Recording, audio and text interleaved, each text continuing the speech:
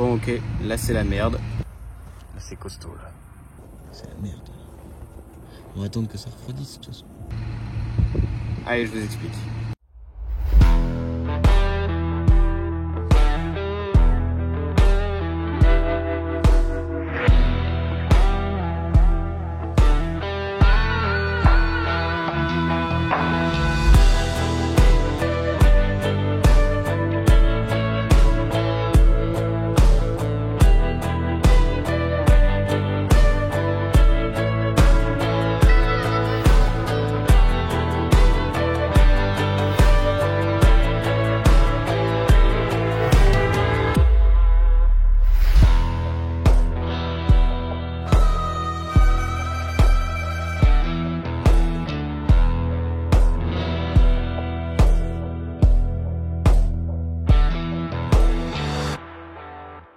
Remettons les choses dans leur contexte et je vous explique comment on en est arrivé là.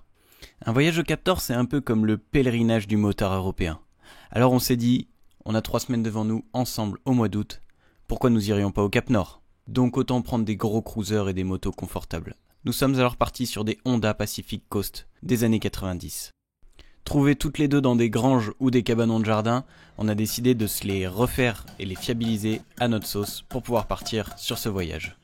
Nous sommes le 10 août et nous partons direction le Cap Nord, nous n'avons pas de programme. Je vais vous le raconter cette première journée. C'est parti pour le mode BGV, les bassines à grande vitesse, c'est-à-dire 100, 110. Sur l'autoroute allemande, tu te sens tout petit.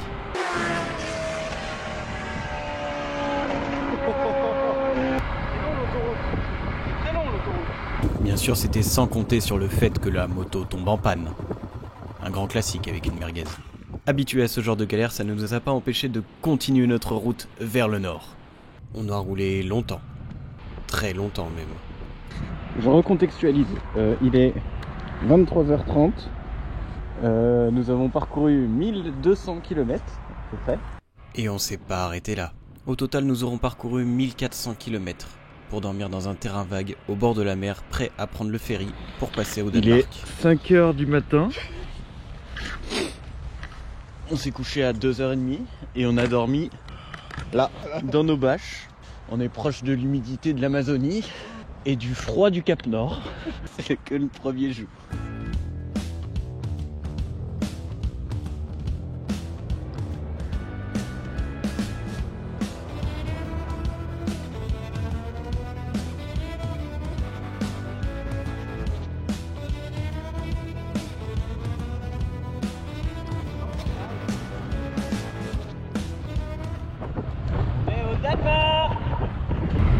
On vient de se faire contrôler par les flics danois. Bah, ils sont pas drôles les flics danois. Ils font pas rire.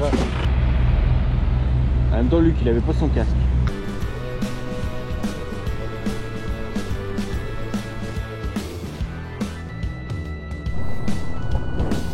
Bienvenue à Copenhague. À Copenhague, il fait beau, il fait chaud et les Danois se baignent dans la rivière, qui est en fait la mer. Des cookies danois, je sais pas ce que ça donne, mais il est tellement mou. On dirait une biroute de lendemain de noces. Qui est un cookie. C'est là que tu vois qu'on n'a pas les mêmes centres d'intérêt. Luc, c'est la photo, moi, c'est la bouffe. Et ça, c'est un croque-monsieur danois. Et enfin, nous décollons de l'Europe pour partir dans les pays scandinaves. Tu connais ce fameux pont qui traverse la mer Baltique? Cette frontière atypique entre le Danemark et la Suède. C'est assez déroutant de sortir de terre pour se rendre sur un pont qui mesure presque 8 km de long pour traverser le détroit de la mer Baltique. Forcément, une fois arrivé en Suède, il a fallu qu'il arrive quelque chose.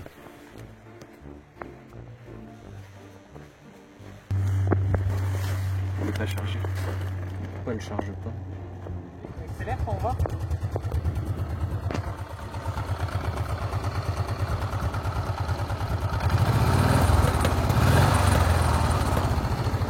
Ah, le régulateur est mort. Allez, régulateur. Alors j'ai changé le régulateur puisque j'en avais un d'avance et nous sommes repartis. Démarrage à la poussette bien sûr puisque la batterie était morte. Puis nous sommes repartis pendant quelques kilomètres tranquillement. Il n'y avait pas de souci. Enfin presque. Encore en panne. La bassine commence à faire des siennes et on a l'habitude, c'est le relais de démarreur. Notamment cette cosse qui déconne. Alors on a resserré la cosse mais ça n'a pas résolu le problème. Non, pas là, non. C'est un échec. Allez, pousse. L'autre il démarre à la poussette. Et c'est que le deuxième jour. Là, on va chercher une batterie pour la bassine. Dès que j'ai des sur-régimes et le coup.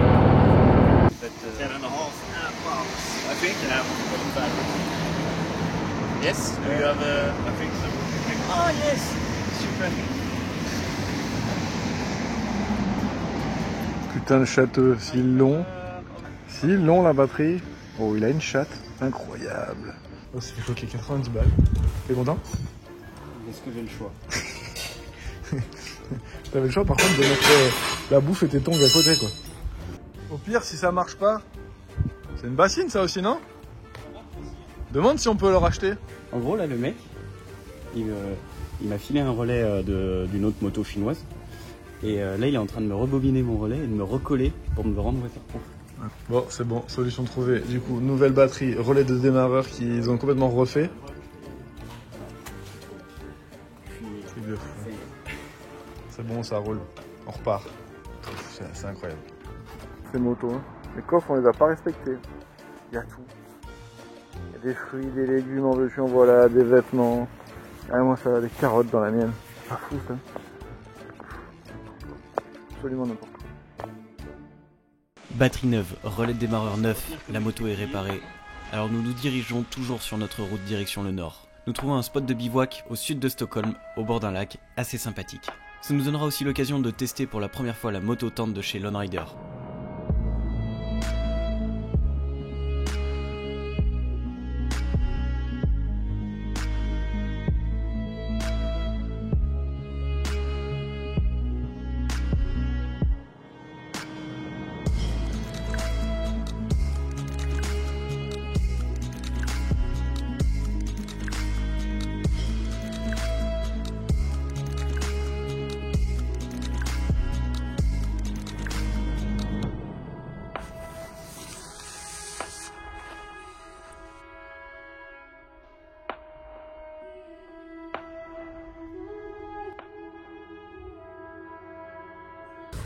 Je pense savoir d'où ça vient.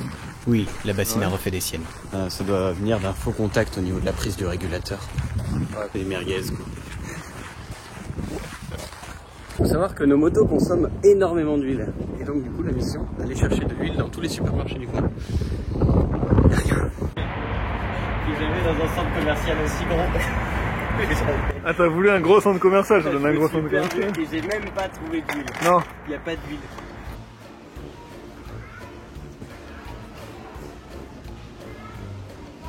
Là, je déteste faire les courses en France dans un supermarché, mais alors en Suède en plus, où tu comprends rien, c'est horrible. Mais bon, j'ai trouvé de l'huile. Mission accomplie. Bon, c'est de l'huile de voiture, mais on s'en branle, ça marchera pareil. On porte l'huile tellement haut dans notre estime qu'on la rend accessible rapidement. Ah bah écoute, hein, c'est astuce. C'est astuce. Puis nous avons repris la route direction l'archipel de Stockholm. D'ailleurs, est-ce que tu as déjà vu cet archipel? L'archipel de Stockholm, c'est environ 24 000 îles de toute taille. Ça s'étend sur près de 120 km le long de la côte en Suède. C'est assez déroutant car on y trouve des parterres de myrtilles alors que nous sommes au bord de la mer. Moi ça m'a choqué. Alors on a décidé de se poser là, dormir dans des hamacs au bord de l'eau. Encore une très bonne soirée avec un silence incroyable. Cette nuit, on a dormi là. On a tendu les hamacs. Là, ce moment, sans rien prévoir, sans savoir, on est rentré dans un petit single que Julien a trouvé. Et voilà, ce matin, ce qu'on a à 5h30, c'est incroyable. 4e jour, on est à Uppsala, au moins un village où la prononciation se fait. Et c'est marrant comme on se disait que c'est apaisant comme endroit. Ouais, c'est beau. Les villes sont calmes. C'est très calme, très blond. C'est sûr que c'est très très blond. Je me fonds dans la masse. Ouais, un peu moins. Pas du tout. Est-ce que ça serait pas le moment de brûler un cierge?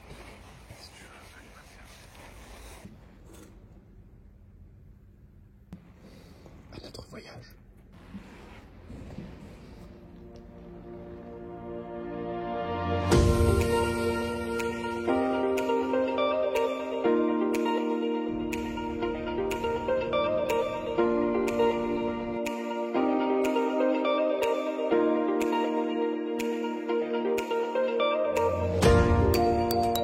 Magnifique.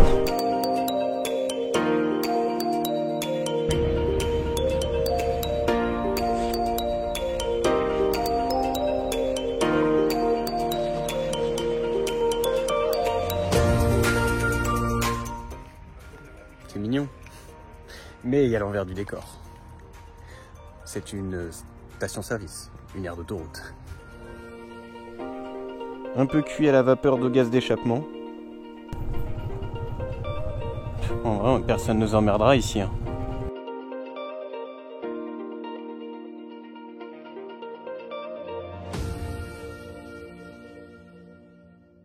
En France, nous sommes mal éduqués car nous avons toujours la crainte en bivouac de se faire décamper par des gardes forestiers. Alors que dans les pays scandinaves, c'est une réelle religion. Tu bivouacs n'importe où. Absolument. Seul au monde. Il n'y a rien autour. Pas un petit vivant. Non. Des moustiques. Des milliers. L'enfer. On a pris une pluie battante cette nuit. Et forcément, il y en a un qui a laissé ouvert sa bassine. Il faut trouver le réel sens d'une bassine, c'est-à-dire retenir de l'eau. Faire du quinoa. Avec du quinoa. 5e jour. On part dans les terres. Encore une tempête de ciel bleu malgré la pluie de cette nuit.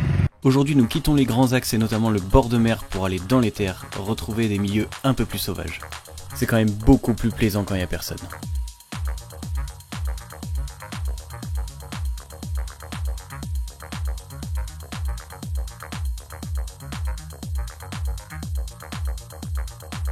Vu qu'il n'y a rien et que nous sommes au milieu du néant, on a décidé de poireauter ici. Incroyable. C'est impressionnant. On est à 80 ? Oh oui, on est à 80 dans le chemin.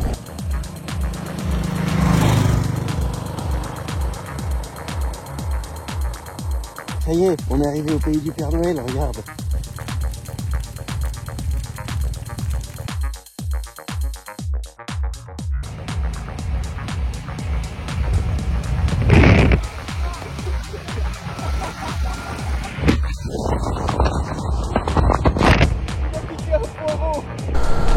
Bataille de poireaux. Je vais te poirifler.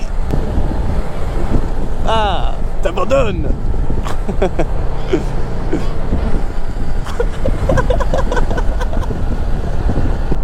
Voilà, ce plan-là est magnifique. Je roule avec un poireau devant. Je parle pas de Luc, hein. Je parle bien du poireau.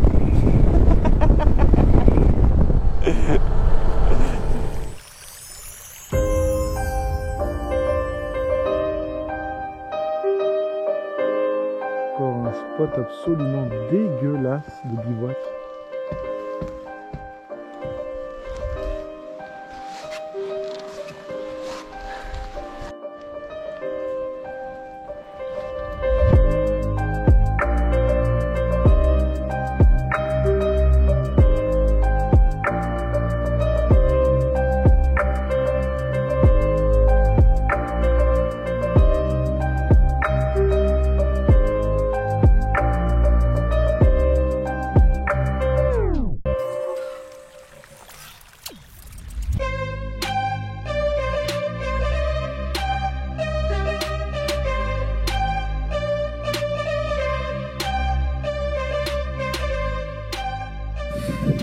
On est au 6e jour, c'est ça? C'est ça. 6e jour du road trip.